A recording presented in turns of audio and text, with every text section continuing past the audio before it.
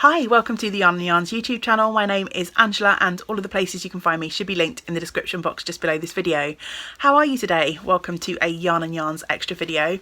Before I start chatting about my topic for the day, I thought I'd just say a big thank you to anyone who has already left a comment on the video that I put up yesterday asking about how you store your crafting stuff. There's already been some really lovely comments on that video with lots of great ideas for places to stash away your yarn and craft supplies, and a lot of descriptive comments about the little spaces that people have carved out in their house as their sort of crafting nooks. So I have had a lot of fun reading those comments and imagining you all sat in your crafting spaces working away, so thank you for that. Today's video is sort of coming out of yesterday's video. I had a comment on that video. I won't mention names because I didn't ask if that was okay, but I had a comment asking how do people who have knitting podcasts afford all of the yarn that they have, and it's quite an interesting topic, isn't it? I watch a lot of podcasts myself.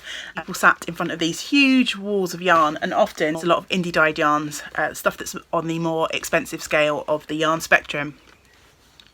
So I'm sat today in front of my very own wall of yarn, and a lot of it is indie dyed yarn, and I can't speak for everyone, and I guess the answer really boils down to the fact that we're all different, aren't we? We all have our own set of circumstances. We have our own levels of disposable income. So I can't speak for everyone, but I can speak to my own experience and my own thoughts. So I thought I'd share some of those today. I am very lucky to have a nice stash of yarn behind me, and this is stuff that I have accumulated over time. And I guess that's the first point to make is I haven't purchased this all in one go. I came back to knitting about 8 years ago. So the yarn that you see behind me is an accumulation of like 8 years, probably longer in reality, of collecting. And it is, there's kind of, I see a few memes and posts about this on social media that collecting yarn and making stuff with yarn are two different hobbies, and to a certain extent that's kind of right for some people out there. And I know that it's not within everyone's means to have a stash of yarn, and if you don't have a stash of yarn, there's absolutely nothing wrong with that, and you shouldn't feel like you're less of a maker or less of a knitter, less of a person even, because you haven't got a wall of yarn to sit in front of. So yeah, the stuff that you see behind me, as I say, has been collected over time. That doesn't make the money that I've spent on it any less, but I haven't gone out and, just blown, I don't know, £500 on yarn.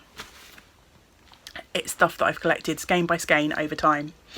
A lot of the stuff you'll see behind me is actually single skeins of yarn as well. There's an additional element to the question asked, which seemed to be connected to sweater quantities of yarn. And for me personally, a sweater quantity of indie dyed yarn is really expensive. I am a larger person. I'm usually knitting a bigger size of garment, and to buy 4, sometimes 5 skeins of indie dyed yarn is just outside of my budget most of the time. In the past, I had more disposable income, and actually a lot of the yarn that you see behind me has been bought not in the last year. It dates back to before that. Many of you know I am now self-employed. I run a yarn shop, so I do have access to yarn in my day-to-day job.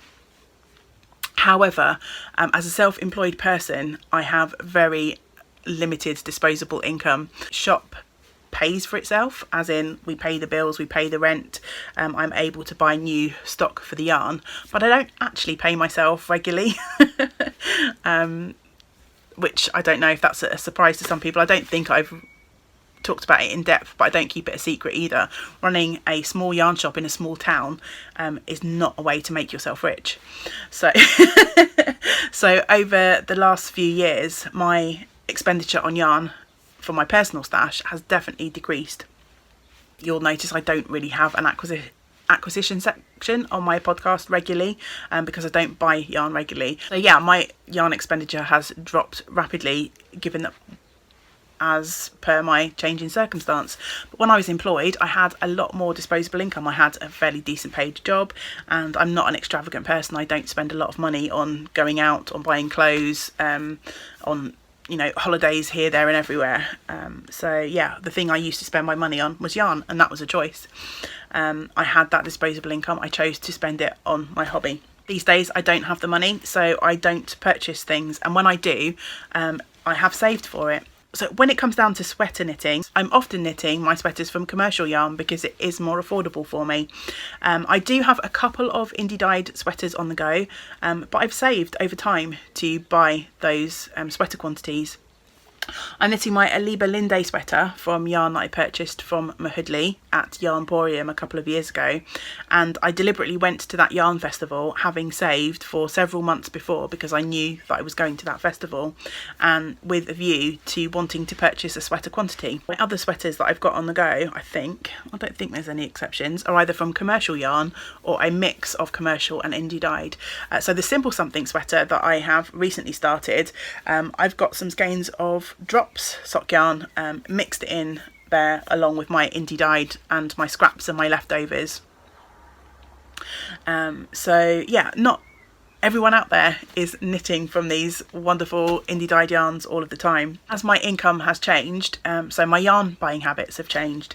As I say, I don't really purchase yarn anymore, and if I do, it's usually at a festival, or if I'm collecting a souvenir, if I'm away on a trip, or going to a special or a particular shop, and usually that's a planned event for me these days, so I'm putting some money aside to be able to spend when I go to these shows. But there are ways to make your yarn go further. If you want to treat yourself to some luxury yarn, there are patterns out there that use less yarn than others. I made my Mount Pleasant t-shirt a little while ago, and that used, even for one of the larger sizes, it used 2 skeins of indie dyed yarn. So again, it's still an investment, but it's not 4-5 skeins of yarn. And if you look after these items and you care for them properly, they're going to last you a long time. There are other patterns that do the same. My Love Note, 2 skeins I am using in my Love Note. Actually, yes, so that is another garment that I am using indie dyed yarn for, paired with the commercial mohair, to keep the cost down for that. But again, a 2 skein project. My lovely friend Ruth made the Magpie Tendency top the other day, and she's a smaller person than I am, and she used 120 grams of yarn for hers, so 100 gram skein and a 20 gram mini to make herself a top. So if you want to dabble in using these yarns but maybe think it's out of your price range, then there are patterns out there that might help you just to indulge and treat yourself if you have a little bit of spare money and want to go for something that's not commercial. You can still get yourself a really lovely garment for a more affordable price.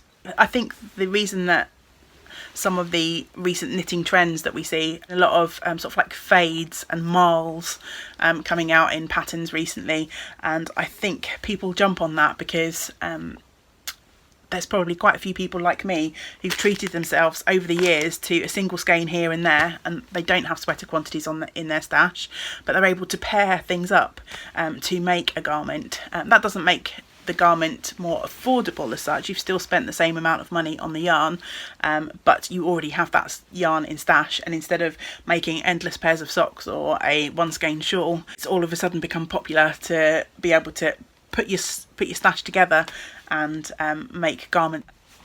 I think there are a few ways that you can treat yourself to something a bit more luxurious without having to break the bank as well. There's Ravelry D-Stash. I have picked up a fair few skeins and a sweater quantity actually that I do have in my stash.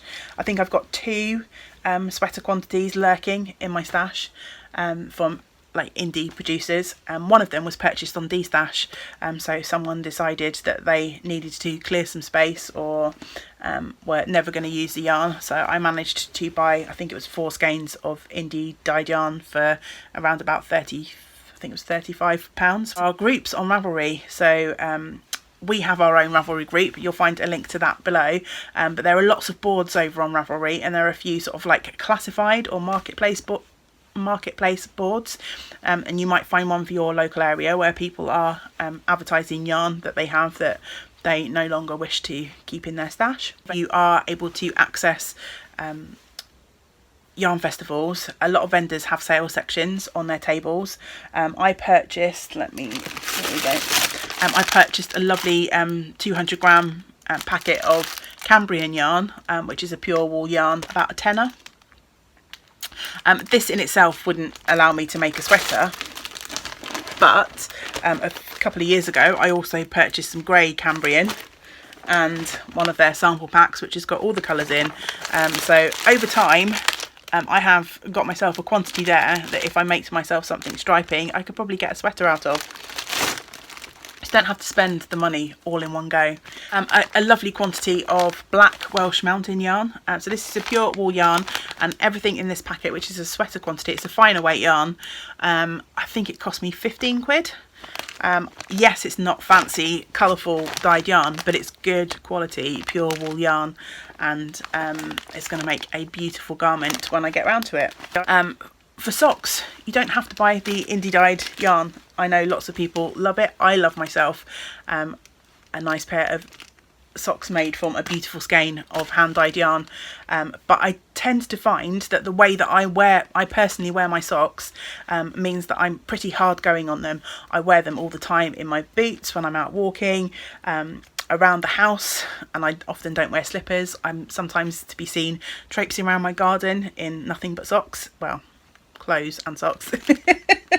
The neighbours might object if I've got nothing but socks on. You know what I mean. So I am pretty hard going on my socks, and I find that the commercial brands actually stand up to the way that I wear my socks a little bit better than the indie dyed yarns. And I won't stop knitting indie dyed socks as and when I have the hankering on the ability to cast on, but they're my house socks. You know, I don't wear those so often, and the commercial yarns are a bit cheaper. I don't know if there is an average price for a hand-dyed yarn these days, but they're usually upwards of about £15 a skein, aren't they? Whereas 100 grams of commercially produced sock yarn is £7 to £9, depending on what brand you go for. Some of them out there are even cheaper than that. Some of the commercial companies have like 50 gram balls, and if you have an average size foot, I'm going to say, whatever that means, like for myself, I can get, if I put in contrast heels, toes and cuffs, I can get myself a pair of socks out of a 50 gram ball. I know that's not going to work for everyone, but for a lot of people it would. If you like to make a really long leg on your sock, or if you do have larger feet, you probably wouldn't get a pair of socks out of one skein. But for some people, myself included, that is a possibility. So I could buy myself a solid colour. This is probably not the best colour to demonstrate with, but I could pick up, say, a ball of West Yorkshire spinners in a nice grey, which is going to go with like all the colours, and I usually use about 20-ish grams to make contrast heels, toes and cuffs. So I could get 5 lots of contrast out of one ball of yarn, and then if I found 5 50 gram balls that goes with my contrast, Bob's your uncle. So you can make things that are absolutely beautiful. These commercially dyed yarns, just there's all sorts of fun stripes and patterns that can be had with them. Get yourself a beautiful pair of socks for probably less than half the price of a indie dyed skein. Mix and match, like for my Radiate sweater, the majority of that was knit in a commercial yarn, which was a bit cheaper to purchase, but I put one special indie dyed skein in the yoke of that. There are lots of lovely yarn brands out there that make affordable wool yarns, and there are lots of other affordable ways to make. There's lots of nice blends out there. The Stylecraft yarn that I'm using for my now crochet blanket, which was a sweater, is a wool acrylic mix. There's a brand here in the UK called Hayfield, and if you're here in the UK, you probably know of them. Well, there's several companies that do it, but they make the big 400 gram skeins of Aran that are really affordable. They're a wool acrylic mix, and they make beautiful garments. So you don't have to spend a ton of money to get a lovely product. If you are lucky enough to have access to a local yarn shop, it might be worth asking your yarn shop owner whether they do a put buy service. I certainly offer that in my shop, because I know that buying a sweater quantity is not affordable for everyone. So I allow people to pick out their pattern and their yarn, and I will literally put the whole stack of yarn buy for them, and they come in and buy the yarn a ball or two at a time, as and when is affordable for them. So that might be something that you have access to. Colorwork projects, I think, are great for making something more affordable in terms of being able to purchase things over time. Again, some of these things that I'm suggesting here don't reduce the cost of the item overall, but it's a way to sort of plan and budget for something. So I'm wearing a lovely sweater that was knit for me by my friend Mandy, but as you can see in the yoke of this sweater there are several colours. So you could potentially make yourself a beautiful sweater just by buying things over time. So to start in this sweater, you'd need probably the first 3 colours there to get going. This is I'm assuming this was a top-down sweater. As I say, I didn't knit it myself, but let's imagine that it is a top-down sweater. So to get started, you get your first 3 balls, and that's going to keep you knitting and going for a little while. You can gradually add to your colours and build your project over time. There are some amazing Colorwork sweaters out there, all over Colorwork, that use a myriad of different colours in smaller quantities. So thinking of some of the Marie Wallen designs, she uses, she's got a couple of pattern books out for using Jameson's yarn, which are, I don't have any Jamesons to hand. They're small 25 gram balls. It won't cut the total cost of your make, but you can buy those skeins over time, 1 or 2 here and there, to spread out the cost and make things more affordable.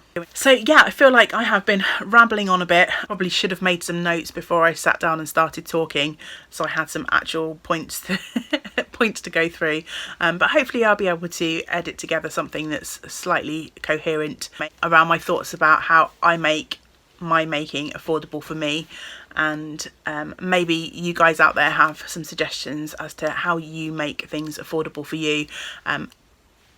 As I said at the very start, it basically comes down to the individual, doesn't it? We're all entirely different, and our means and our budgets are entirely different and entirely personal, so what works for one person may not work for another. Anyway, I hope you've found my ramblings somewhat interesting. I don't know. Share your thoughts below. Until we get to spend time together again, I hope that you get to do some of the things that you enjoy. Great big woolly hugs to you all. Bye for now.